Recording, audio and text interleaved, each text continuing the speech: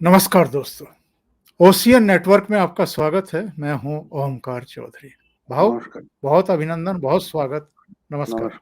कल कैबिनेट की बैठक हुई और उसमें ये सहमति बनी कि साहब जिस तरह की ये पंचायतों के, लोकल बॉडीज के चुनाव की समस्या हमारे सामने आकर के खड़ी हो गई है सुप्रीम कोर्ट के आदेश के बाद, कुछ-कुछ वैसी समस्या मध्य प्रदेश में भी है।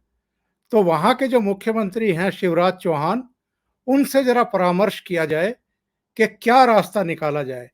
इसका मतलब ये है कि अभी भी एमवीए सरकार जो लोकल बॉडीज के चुनाव है वो टालने पर ही अड़ी हुई है, जबकि सुप्रीम कोर्ट ने साफ तौर पर कहा है कि 15 दिन के भीतर वहां का जो सीईसी है उसको चुनाव की घोषणा करनी पड़ेगी। अरे वो तो पहले दिन से ही दूसरा कोई भी चुनाव वो मतदाताओं के सामने जाना ही नहीं चाहते, क्योंकि उनको मालूम है जिस ढंग से का गवर्नेंस उन्होंने दिया है उसके बाद मतदाता उनके खिलाफ जाने वाला है। ये पक्का जानते हैं, बिल्कुल पक्का जानते हैं। इसलिए अब देखिए ये चुनाव की बात कहां से आ गई, तो ओबीसी आरक्षण की बात है जो मध्य प्रदेश और जोड़ रहे, तो ओबीसी की बात है।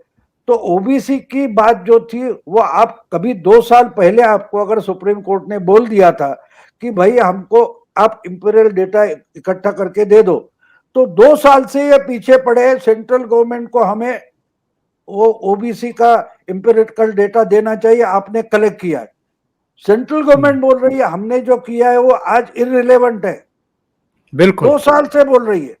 और सुप्रीम कोर्ट इनको बार बार मुहूर्त बढ़ाकर टाइम बढ़ाकर दे रही थी। ये खुद नहीं कर रहे क्योंकि इनको मालूम है कि अगर कर दिया जाए तो चुनाव लेने पड़ेंगे। तो ओबीसी का इंपीरियल डाटा नहीं है, इसलिए उसका रिजर्वेशन नहीं है, इसलिए चुनाव नहीं ले। इसका मतलब ये हो गया, इनका कहना ऐसा है कि रिजर्वेशन इंपॉर्टेंट है, चुनाव इंपॉर्टेंट नहीं है। अगर 5 साल ये नहीं होगा तो चुनाव लेंगे ही नहीं। इसका तरीका क्या हो? 2 साल से आप क्यों नहीं इकट्ठा किया आपने? बिल्कुल आपने सही। जो मागास वर्ग का आयोग बनाया उसको ऑफिस तक नहीं दिया, उसको स्टाफ तक नहीं दिया, अपॉइंट किया, लेकिन काम के लिए जो साधन सुविधा चाहिए थी वो नहीं दी। इसका कारण ये कही था कि इनको चुनाव लेना ही नहीं है। अगले विधानसभा लोकसभा चुनाव तक इनको चुनाव नहीं चाहिए, क्योंकि उनको मालूम है हमने वोटर से दगाबाजी की है और पहला चांस मिलेगा तब वोटर हमको सबक सिखाने वाला है। तो इसलिए आप बोलेंगे कि भाई ये मध्य प्रदेश की सरकार से बात करेंगे, उनसे बात करेंगे, इनसे बात करेंगे। मुझे बोलिए कि इस बीच में हर जगह, बिहार में हो, राजस्थान में हो, गुजरात में हो, उत्तर प्रदेश में हो, सब स्थानीय इकाई के चुनाव हो गए, तो महाराष्ट्र में क्यों नहीं हुए? क्योंकि इनको करने ही नहीं है। और आपको नहीं लगता भाऊ कि अगर चुनाव इनको कराने ही पड़ गए, अब हालांकि समीक्षा याचिका दाखिल करने की भी तैयारी हो रही है, लेकिन सुप्रीम कोर्ट ने अगर कह दिया कि नहीं चुनाव कराने पड़ेंगे, तो सबसे बड़ी परीक्षा तो इनकी बीएमसी के चुनाव में होने वाली है, क्योंकि शिवसेना जो है वो कांग्रेस को सीटें नहीं देना चाहेगी। यहाँ पर यहाँ तालमेल इनका बिखर जाएगा, बाकी जगहों पर भी बिखर जाएगा, इनकी असलियत भी खुल करके सामने आ जाएगी।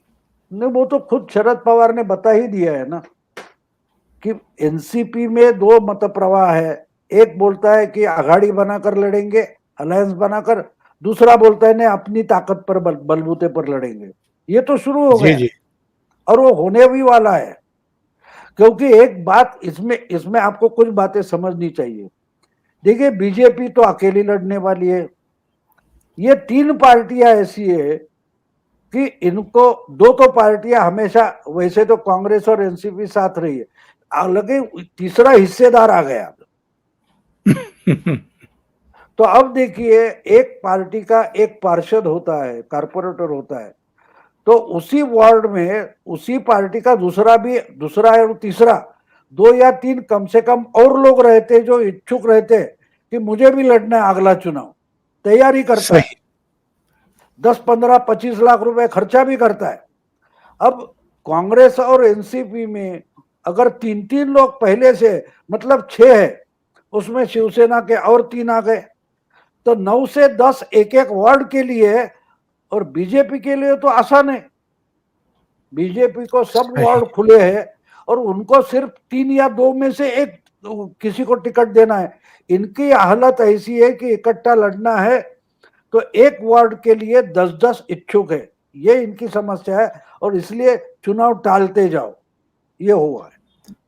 और अब तो बीजेपी के साथ साथ राज ठाकरे से भी डरे हुए हैं। अब वो तो है, राज ठाकरे अचानक से घुस गए इसमें।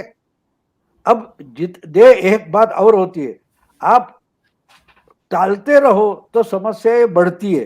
समझो 1 साल पहले ही ये चुनाव हो जाते तो राज ठाकरे तो सही। इंडिपेंडेंट थे, बिल्कुल। एक कॉम्पिटिटर कम था ना, 4 ही थे, आप 3 थे और बीजेपी एक था, अब 5वां आ गया।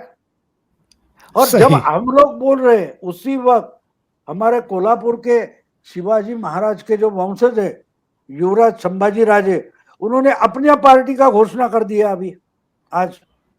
यानी तो शायद कोल्हापुर में और एक और एक खड़ा साल, हो। और अगर नहीं, देखो वो मराठा आरक्षण के लिए आगे आकर लड़े हुए हैं और शिवाजी महाराज के डायरेक्टली वंशज भी है।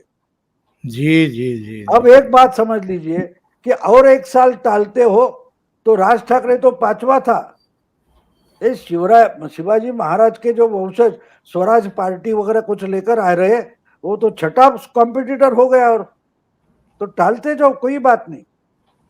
बिल्कुल बिल्कुल। भाव बहुत बहुत धन्यवाद इतना समय निकालने के लिए ओशियन नेटवर्क के लिए। और कई मुद्दों पर आपसे चर्चा हो गई, बहुत गहनता से आपने अपने विचार रखे। Thank you so much sir. Thank you so much. नमस्कार आपके सब। नमस्कार। नमस्कार। भाव बहुत बहुत धन्यवाद इतना समय निकालने के लिए ओशियन नेटवर्क के लिए। और कई मुद्दों पर आपसे चर्चा हो गई, बहुत गहनता से आपने अपने विचार रखे। Thank you so much sir. Thank you so much. नमस्कार आपके सब। नमस्कार। नमस्कार।